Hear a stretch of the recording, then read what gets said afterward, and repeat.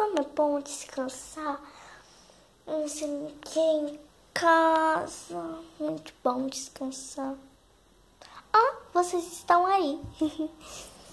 Não. Quem será que está tocando a campainha? Vou lá ver. Oi, Baby Life. Oi. O que você está fazendo aqui, Baby Life? Ah, Duda, eu vim te convidar para uma festa. Que festa? Um restaurante. Tá bom. Que restaurante que eu vou? Não, eu vim te buscar. Não, eu vou. Tá bom. Mas você tem que falar o nome do restaurante.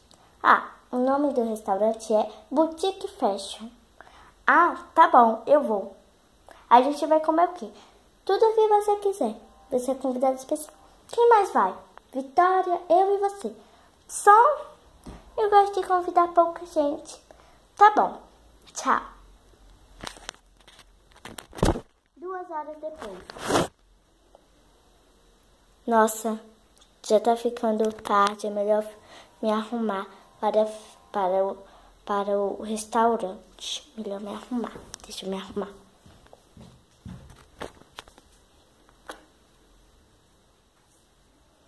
Acho que assim tá bom. Agora eu vou arrumar uma bolsa bem bonita pra mim.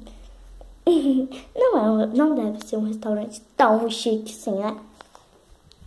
Agora eu vou arrumar uma bolsa pra mim usar.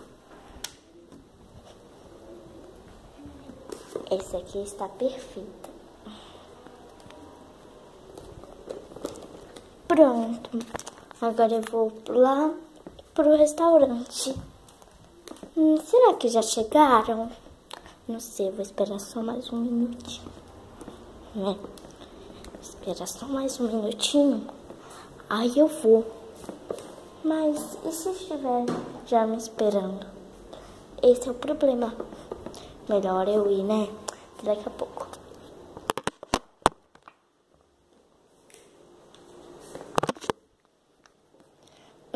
Aquela comida estava deliciosa, não era? Vitória e Baby Life. Estava sim. Produção, tira a mão da câmera. Tá bom.